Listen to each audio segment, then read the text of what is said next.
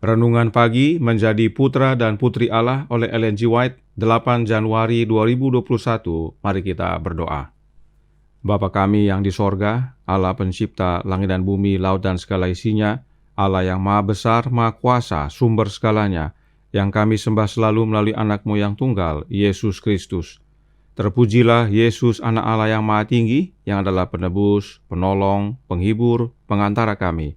Pada pagi hari ini kami bersyukur boleh bangun dan berbakti dan sebagaimana mendengarkan nasihat firman-Mu. Kiranya ini menggugah dan mengubahkan hidup kami, agar kami mengizinkan kuasa Roh Anak Allah bekerja dalam hati kami. Tolong kami sepanjang perbaktian ini kehendak-Mu yang jadi. Ampun kami akan dosa dan salah, karena kami berdoa hanya dalam nama Anak Allah yang tunggal, Yesus Kristus, yang adalah Tuhan dan Juru Selamat kami. Amin. Renungan hari ini berjudul, Kita adalah anak-anaknya laki-laki dan perempuan. Ayat inti terdapat dalam 2 Korintus 6 ayat 17 dan 18. Aku akan menerima kamu, dan aku akan menjadi bapamu, dan kamu akan menjadi anak-anakku laki-laki dan anak-anakku perempuan. Demikianlah firman Tuhan yang Maha Kuasa. Halik alam semesta menyebut engkau sebagai Bapa yang penuh kasih sayang. Bapamu yang di sorga bertujuan hendak mengangkat engkau seorang anggota keluarga kerajaan, agar dengan perantaraan segala janjinya yang sangat besar dan indah, engkau boleh turut ambil bagian dalam sifat ilahi. Makin banyak engkau ambil bagian dalam tabiat malaikat-malaikat yang suci dan tiada berdosa, dan tabiat Kristus penebusmu, makin jelaslah engkau akan membawa cap yang ilahi, dan makin kaburlah kelak kesamaanmu dengan dunia ini. Aku akan menerima kamu, dan aku akan menjadi bapamu, dan kamu akan menjadi anak-anakku laki-laki dan anak-anakku perempuan. Betapa besarnya suatu janji diberikan di sini atas syarat penurutan. Ia berjanji hendak menjadi bapa bagimu. Oh, alangkah eratnya hubungan ini, lebih tinggi dan lebih suci daripada suatu ikatan duniawi. Kalau engkau mengadakan korban, kalau engkau harus meninggalkan bapa, ibu, dan saudara-saudara perempuan, saudara-saudara laki-laki, istri, dan anak-anak karena Kristus, maka bukannya engkau tidak akan bersahabat lagi. Allah mengangkat engkau ke dalam keluarganya. Engkau menjadi anggota rumah tangga kerajaan, putra dan putri raja yang memerintah dalam langit segala langit. Kalau engkau menyebut Allah Bapamu, maka engkau akan mengaku dirimu sendiri anak-anaknya, untuk dituntun oleh hikmat-Nya dan untuk menurut di dalam segala perkara, karena mengetahui bahwa kasih-Nya tiada berubah adanya. Engkau akan menerima rencananya untuk hidupmu. Sebagai anak-anak Allah, engkau akan meninggikan kehormatannya, tabiatnya, keluarganya, pekerjaannya sebagai tujuan-tujuan perhatianmu yang tertinggi. Itu akan menjadi kesukaan bagimu, mengakuinya dan menghormati hubunganmu kepada bapamu dan kepada tiap-tiap anggota keluarganya. Allah adalah Bapa kita, orang tua kita yang lemah lembut dan selalu memikirkan anak-anak rohaninya. Ia dijanjikan hendak menjadi pelindung, penasehat, penuntun, dan sahabat bagi semua orang yang menurut kepadanya. Selamat pagi saudaraku dalam Tuhan. Renungan hari ini menyatakan bahwa Allah Bapa kita di sorga bertujuan mengangkat kita menjadi anggota keluarga kerajaannya dan boleh turut ambil bagian dalam sifat ilahi. Apakah maknanya turut mengambil bagian dalam sifat ilahi ini? Roh Nubuat menjelaskan dalam The Youth Instructor Juni tanggal 30 tahun 1892 paragraf 3 yang berkata, di dalam Kristus, keilahian dan kemanusiaan dipersatukan, dan satu-satunya cara di mana manusia dapat menjadi pemenang adalah dengan menjadi bagian dari sifat ilahi setelah lolos dari kerusakan yang ada di dunia ini melalui nafsu. Keilahian dan kemanusiaan berpadu di dalam dirinya yang memiliki Roh Kristus. Di dalam Yesus, keilahian dan kemanusiaan bersatu. Apakah kondisi ini hanya milik Yesus? Tidak. Kutipan ini menyatakan bahwa kita juga bisa memiliki kesatuan ilahi dan manusia, yaitu dengan memiliki Roh Kristus. Itulah yang disebut dengan mengambil bagian dalam sifat ilahi. Dalam penjelasan lainnya, White menyatakan dalam The Ellen G. White 1888 Materials, halaman 1320 paragraf 2, yang berkata, Dia yang telah mengambil bagian dalam sifat ilahi tahu bahwa kewarganegaraannya di atas. Dia menangkap inspirasi dari Roh Kristus. Jiwanya tersembunyi bersama Kristus di dalam Allah. Jadi, untuk menjadi anak-anak Allah atau menjadi anggota keluarga kerajaan Allah adalah dengan mengambil bagian dalam sifat ilahi, dan itu dengan memiliki Roh Kristus. Kemudian dalam The Upward Look halaman 22 paragraf 3, Nyonya White melanjutkan, hati yang bertobat oleh Roh Kristus akan bertindak berdasarkan prinsip dia mengambil bagian dalam sifat ilahi. Dalam perjalanan dan percakapannya sehari-hari dia menyatakan karakter Kristus.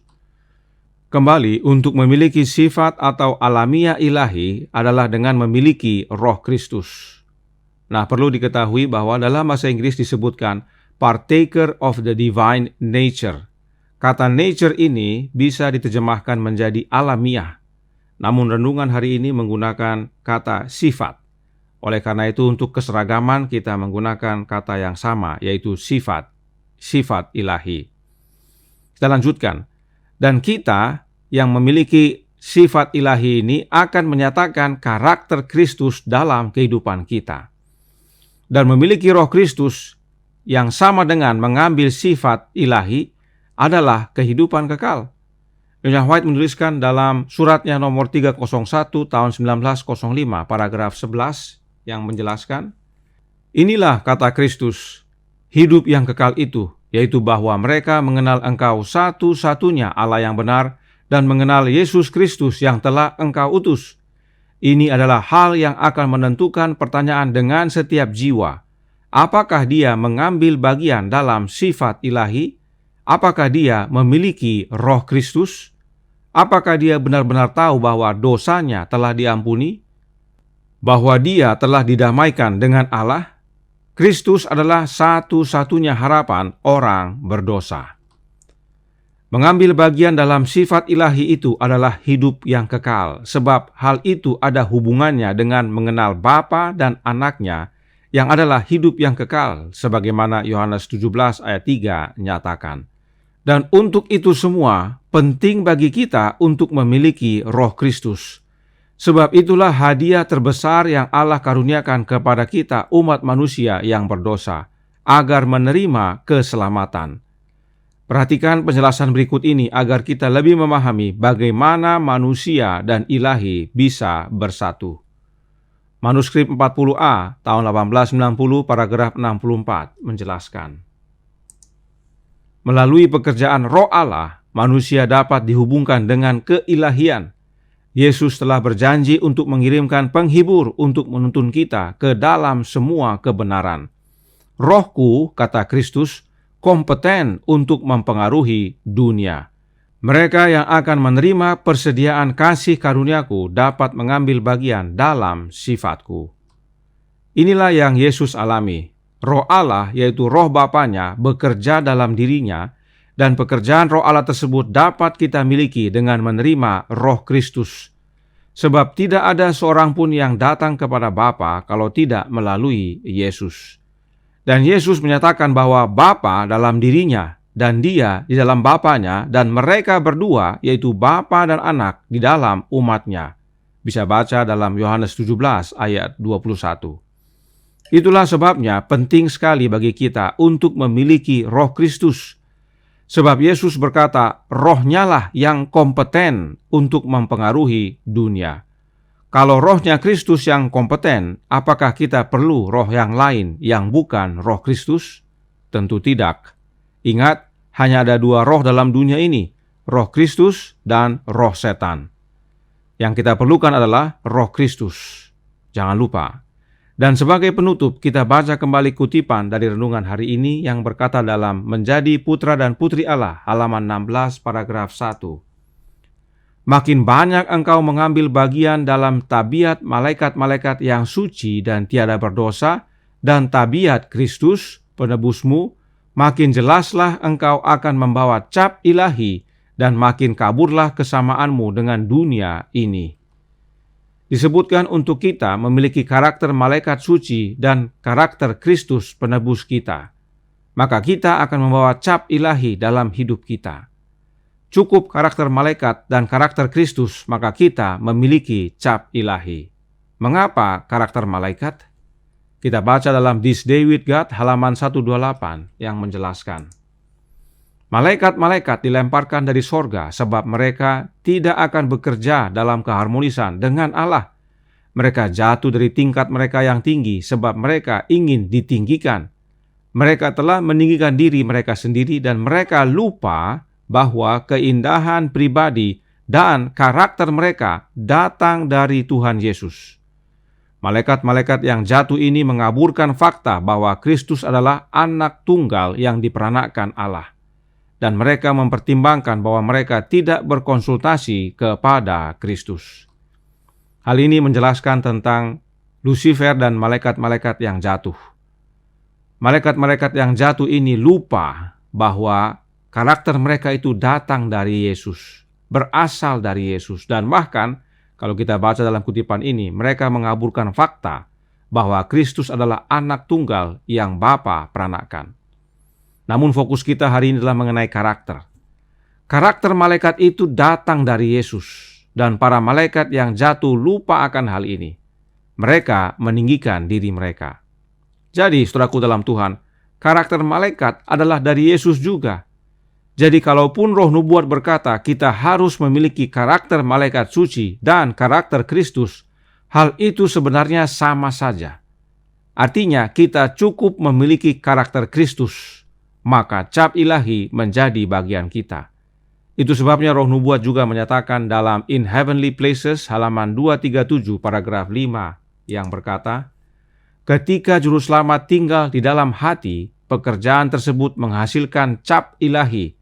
Diri tidak muncul, Kristus dinyatakan sebagai yang maha indah.